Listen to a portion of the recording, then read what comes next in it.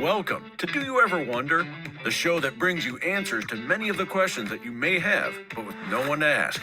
Do You Ever Wonder is hosted by Mike Haltman, CEO of Hallmark Abstract Service, who, like you, has always been deeply curious about a wide variety of topics. Each week, Mike will be speaking with guests who are leaders in their field and who have inspirational stories to tell. So now, sit back and enjoy the show.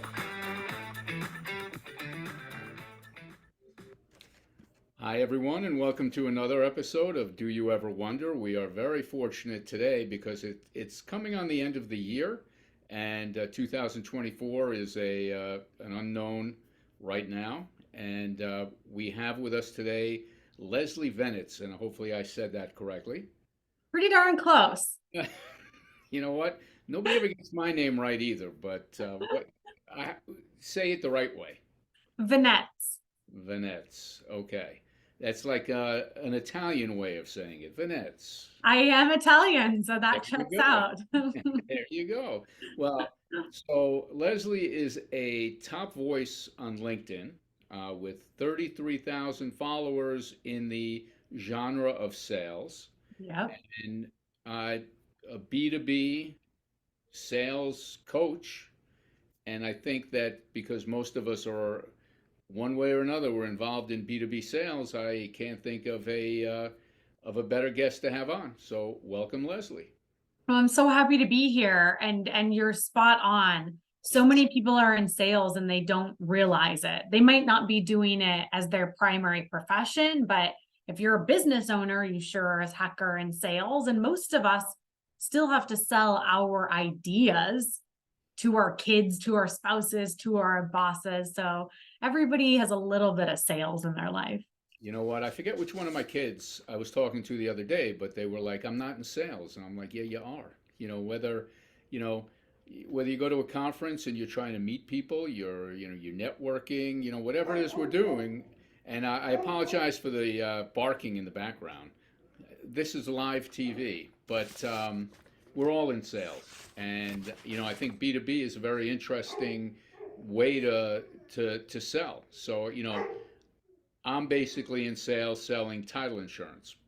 We are B2C, but in reality, we're B2B because it's not the consumer who typically buys it. So it's an interesting thing. So let me ask you something. This might be outside of your realm, but with 2024 coming up and with 2023 being a very uneven year for a lot of people, some people had great years, some people not so great. Do you change the way that you coach people depending on how you see the economy, how you forecast the economy to be? Not that you're a forecaster, but a recession versus good times. Yeah, that's an interesting question, actually, because I've never thought about it in that exact context. But something I did see a lot of this year, Mike, was folks that had never sold in a down environment. And they really struggled this year. So I think something that I maybe placed more emphasis on, not necessarily a pivot in the way that I lead sales training or coach reps, but something that I placed more emphasis on was some of that like grit and resilience and tenacity. So I certainly saw myself leading more workshops on topics like objection handling this year than I might in an average year. And do most people grasp so when I first got out of business school, I was a bond analyst at Lehman Brothers. Lehman Brothers was considered the gold standard of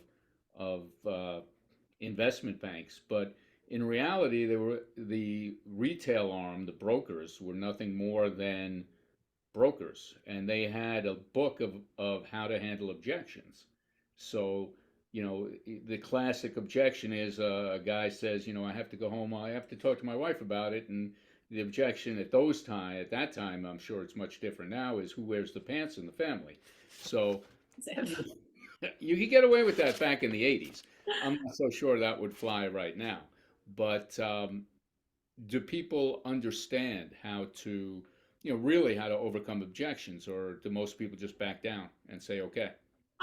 Most people back down, which is, I mean, that's why I have a job. So, I mean, there's some job security in that for me, but I listen to a lot of calls often as part of my engagement with clients, just to get a kind of reality check for what their reps are actually doing versus what they say they're doing, because there's usually a disconnect. And the most common response to objections is like a stammering and then an apology and then hanging up, which, yeah, which like that's not what we're looking Not the for. best flows. Yeah, that's not what we're looking for. We don't want the stammering, because objections should never catch us off guard. Like, if you are selling, you're always going to hear objections. You need to anticipate them, you need to prepare for them. And the apology doesn't sit right with me either, because if you Can you explain? So I can see an objection coming in where a client will say, or a prospect will say, I don't have the money to do that. So in that instance, is there an apology that somebody, give me an idea of what an apology might look like. Yeah, so most of the time, it's going to be earlier in a sales call.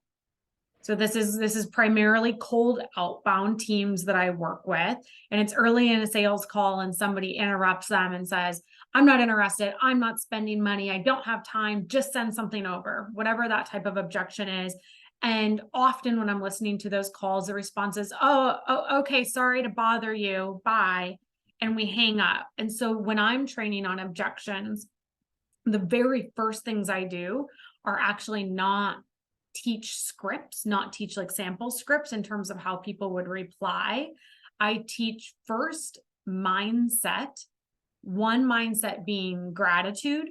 So if somebody is saying an objection out loud, that's better than the alternative, because the alternative was they just hang up on you, or they lie, or they say nothing, and then you think you have a deal when you have nothing. So the alternative is always worse.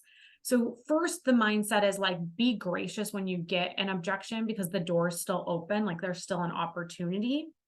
And the second thing is, maybe this goes back to your example of being on the floor and being like kind of aggressive, like who wears the pants in the family. You're right that doesn't work anymore, but there's still a lot of that carryover mentality of like, we need to kill objections and overcome them and smash them and bulldoze. There's that like really aggressive language. Yes, there's a lot of really aggressive language on how to approach objections. So the second mindset thing I work on is that the win is not overcoming the objection. That's not the thing you want to keep your mind focused on, because it's just, you're probably going to have less success because you'll be aggressive and it'll kind of turn them off.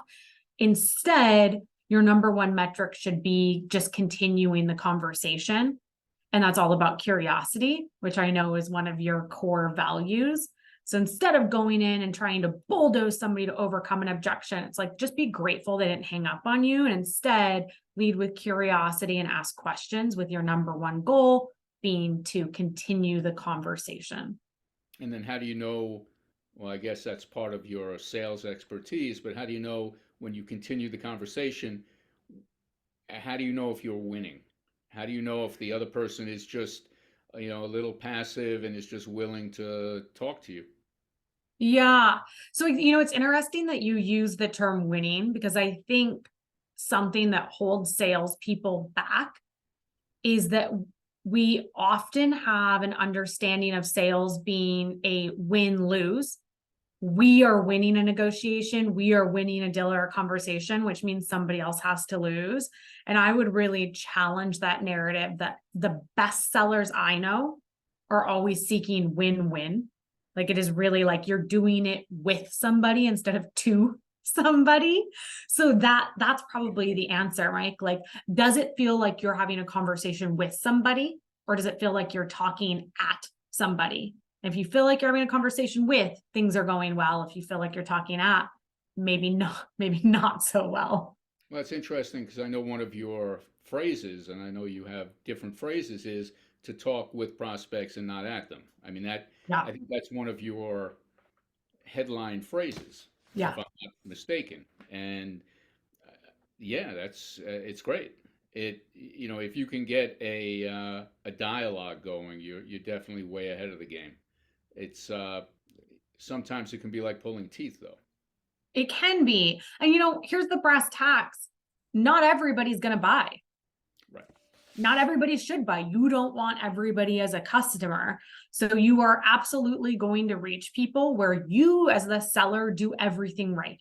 You lead with gratitude. You lead with curiosity. You've done your research before the call to show up with value and insight. You've done everything you possibly can to set yourself up for success, and you will still not have success. That's the name of the game in sales. That's why salespeople get paid so much money, because even when you put it all out on the table and you've done everything right, you're still going to face a lot of rejection, like way more rejection than you're ever going to get the wins.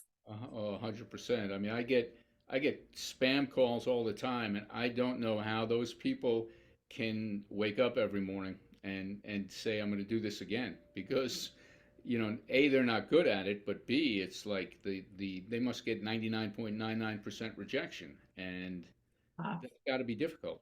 Yeah, I had a telemarketing job in college, and I can't remember how many days I made it. I think I made it a whole week because I think we got paid weekly, and I got my first paycheck and then quit immediately. It was a job that would make your soul shrivel. You're sitting in like a windowless room, you're at a cubicle, you're on an auto dialer, you have your strict script that you have to follow. Like, they didn't need humans, they just wanted robots.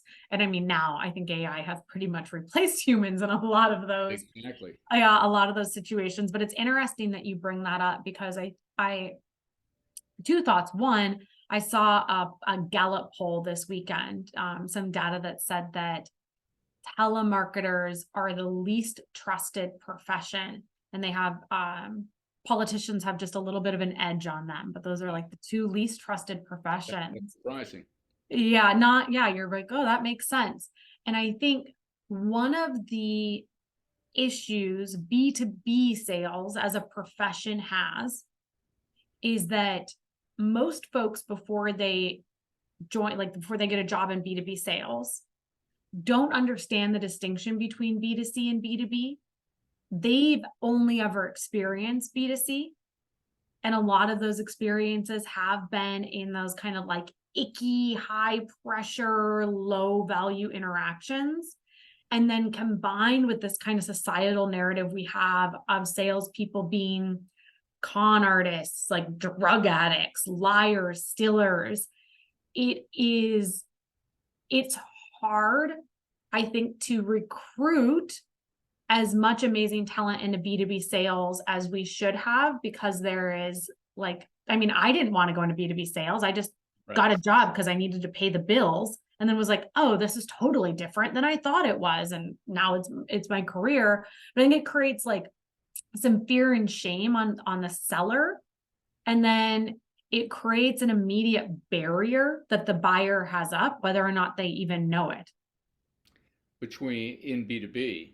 Well, in B2B and B2C, but certainly like you see some of that experience people have with B2C selling, which can often be like super manipulative, really high pressure, sort of icky. You see some of that cross over to what they think B2B is, when after 15 plus years in B2B sales, I can assure you that nobody that's a consistent top performer in B2B behaves that way.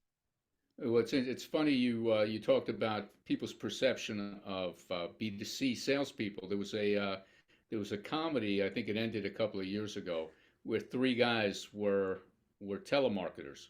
I forget the Okay. name of it. It was hilarious, but they were drug addicts, and they were everything you would have thought that a salesperson was. And it wasn't a great boost for the industry, but it was very funny. Was it But Workaholics? yes, That show yeah, is so funny. I uh, would work with any of them. They're all that hired. They're so funny. that was an unbelievable show. Yeah, I couldn't remember the name, but yeah, that was it, man. Those were those were great. Uh, you had mentioned something, and again, you talk about bringing value and relevance to every sales call. Yeah. How is that even possible? Yes. Okay. For sure. Yeah. Yeah. The immediate and quick and simple answer is yes, absolutely. I think the harder answer is that it does take a lot of work. And not all sellers are willing to put in that work. And I think even more so, there are sellers that are willing to put in the work that work for organizations that are so driven on a quantity approach. They're so driven on a metric approach that they take a lot of the like autonomy and ownership of selling well away from their reps. Well, I have a sale. give me an example of what, take a, there's a lot of competing companies out there who Yeah. sell quasi commodity products. Mine, for example, I sell title insurance, which many people consider to be a commodity. I try and bring value. I try and use this podcast to bring value, but how on every sales call, what could I do to bring value and Yeah. relevance every time I speak to an attorney to try and get him to use my company versus company ABC? Yeah. Let me give you a couple really tactical examples. So I have a sales methodology that's called Earn the Right, but like the gist of it is to ask yourself, what have I done to earn the right to make this ask of the person? So I think that's just generally a good litmus test.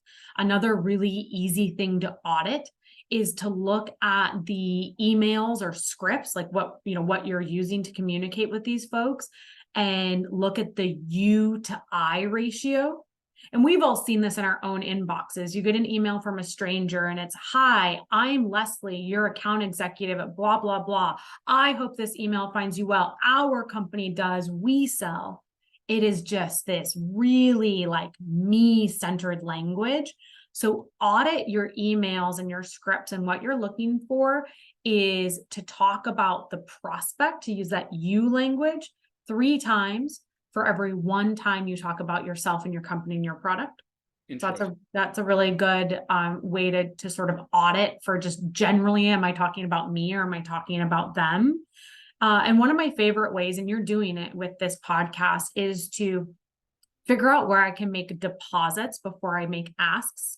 So deposits could be anything like, you probably talk to a lot of their customers and a lot of their peers and competitors, more than they probably talk to, certainly if it's like peers and competitors. So there are some insights that you have to what's going on in their industry that you have access to that they probably don't. Right. So showing up to share an insight that's valuable to them. Or what I see really often in B2B are sharing like white papers, industry reports, pertinent case studies, inviting them to free webinars. And so it's that opportunity to give them something of value before you ask them for something. Right. So, right. I mean, I know that part of the process is to search out somebody's pain points, is to find out what, but the reality is, do a lot of customers know what their pain points really are? Yeah, they do. That doesn't mean that they know how to solve them.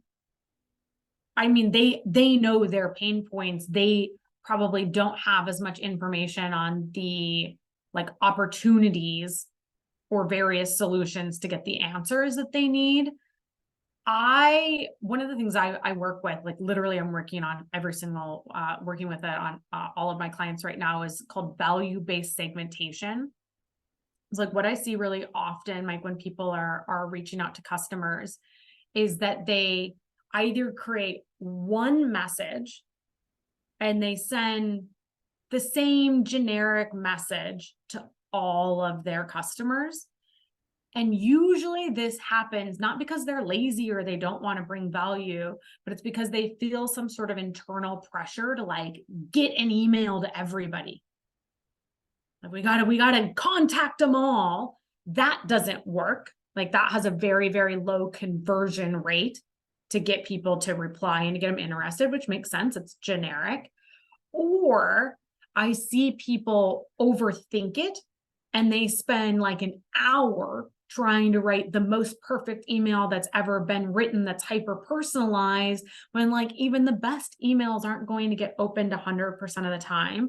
So what I teach is value-based segmentation, which falls in the middle. It's like, how do you write an email that is one to many, but the many is a small segment of everybody? So you might take that group of folks that are most likely to buy from you, and then add in a couple more layers of segmentation. So like, what's your ICP, Mike? My Like, I what's your ideal customer profile? a real estate attorney. Okay, a real estate attorney. So what you might want to build in as additional layers are like only real estate attorneys in Florida, and only real estate attorneys that have been in business between like 1 and 3 years, or are in their first year of business, or only real estate attorneys that are part of a firm that have at least 10 employees. So you can build in those additional layers of segmentation so that you're creating a message that can go out to a lot of people. But they're similar. Yes. You're not Yes. just throwing the proverbial crap against the wall. Right. You're not saying like this can go out to all real estate attorneys. You're saying, I talk to, real estate attorneys of medium-sized firms in Florida, like company name. What they've told me is, and then you also are pretty sure you know what the pain point is, because it's probably unique for attorneys working at mid-sized firms in this particular state that are brand new in business. It's interesting. So when you market, is this your basic genre? I know you have a podcast that you work with I that do you not. well, you have don't you have somebody who's affiliated with you, Scott Sambucci, or I not? love Scott. He's the best. Oh, Yeah. it's a different He's a podcast. client. Scott's a client. Okay. Yeah. Okay.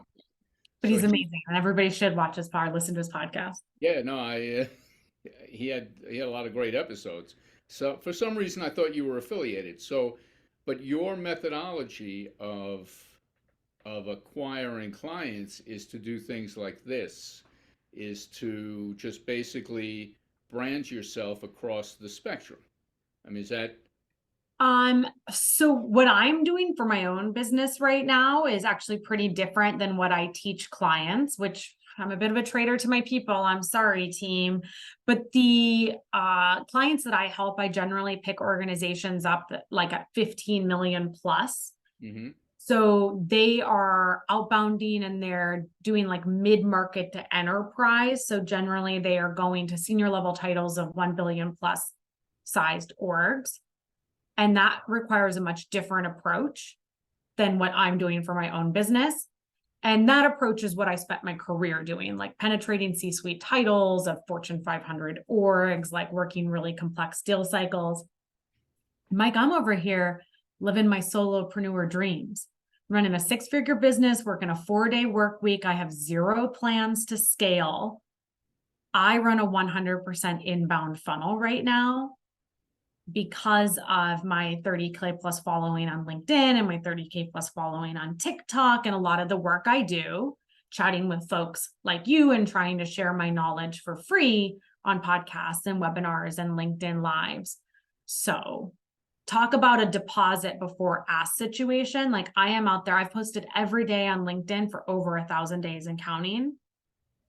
And I am out there just sharing as much knowledge as I possibly can for free. So I give away all of the what. This is what to do. And then people take that and they do as much as they can. And then they get to a point where they realize they've done all they can on their own. And then they hire me to help with the next whys and hows. So I run a little bit of a different funnel than what I actually help my clients with. no, that's, you know what, I mean, that's a brilliant way to do it. And you often hear people say, you have to give knowledge. Like there's on Twitter, there's a commercial real estate group. It's under a specific hashtag, and they give away knowledge. And through giving away knowledge, they talk about how then they get deals. And it's, your knowledge typically isn't proprietary. It's pretty much out there. So to Yep. share it with people, it hopefully comes back.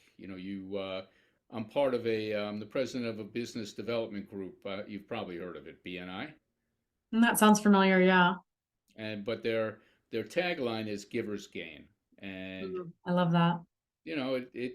it sounds hokey, but the reality is, True. what goes around comes around. If you're giving, if you're authentic, if you are grateful, if you're all of the things that you've talked about, people understand it, respond to it, and it works. It's a beautiful thing. But you're Giver's gain. I love that. there are actually other ones too. I got a million of them. But no, that's terrific. And so you don't have any plans on scaling. I don't. It was really hard because I created Sales Team Builder as like a side hustle passion project when I was still employed full time, still had my W-2 job, like a couple W-2s ago. And I never felt called to entrepreneurship. Like I didn't create it with the goal of, ultimately doing it as my full-time job. And when I did finally decide I was ready to take on a full-time founder role and leave my W-2, I really struggled with the advice that I was hearing from almost everybody. 99% of the advice I was hearing was, you got to scale, you got to scale, you got to hire people. And it didn't feel right to me. And I read a book called The Company of One by either Peter Thiel or Paul Jarvis. One of them. And it was exactly what I needed to read, because there are so many ways to scaling profit margins, scaling revenue, scaling passive income that don't require me to give up the freedom and the flexibility that I have as a solopreneur. Which is why we went into it in the first place. Exactly. Bingo. So no plans for me to scale, which allows me to run a much different revenue model than I would ever recommend for my clients. And it's interesting because there are a lot of companies that were having pretty good revenue success on an inbound model when the economy was in boom times. And what they've experienced over the past, 12 to 18 months is that inbound funnel has dried up. For some of them, it's like completely dried up because people aren't going out there and actively searching out ways to spend money. Right. And so they come to me and they're like, whoops, we didn't have any outbound processes built. We were waiting for our customers to come to us. We never spent the time to figure out how to meet our customers where they're at. And to your earlier point, to understand their pain points well enough that we can then reach out to them and help educate them on the solutions that exist to solve their pain points that they might otherwise not be aware of. I mean, I think it's an age-old problem for a lot of companies, is that when times are good, you assume they're always going to be good. Yeah.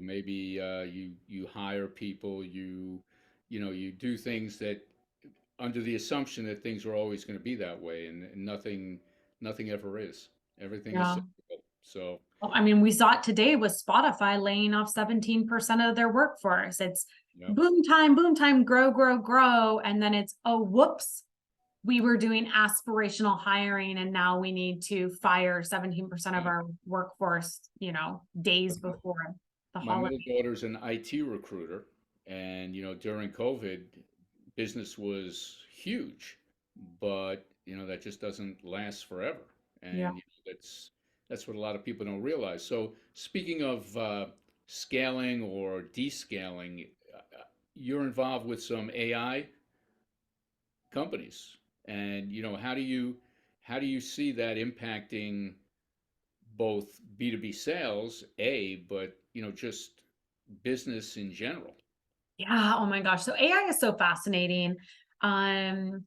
Yes, I am. I have equity advisor agreement. So I'm on the advisory board for a handful of AI companies. I actually just finalized a new one today Congratulations. Thank you very much.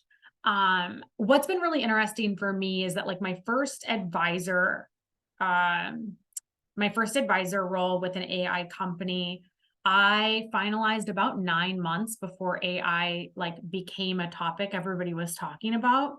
Mhm. It was, I felt like I had a bit of a different perspective on it when all of a sudden everybody was like, have you ever heard of using AI to write emails? And I'm like, yes, not only have I heard of it, I've been doing it for the past year and I've been advising this company on like product development and product market fit. So like, yeah, been there, done that. I think what people get really, really wrong about AI is that they want it to be a silver bullet. So they want it to be completely replacive. And I get to use some amazing tech. I get to advise on some amazing tech. Today, even the very, very best tech is assistive. And what I would encourage people to do is, Assistive meaning, yes, assistive meaning what I would encourage people to do is find ways to use AI to reduce monotony. Like think of those tasks that like you don't really need to do. In sales, a huge one is CRM admin. Like we have the AI capability of recording this call. It can go through, it can look for the keywords, it can put those into the field maps on your CRM.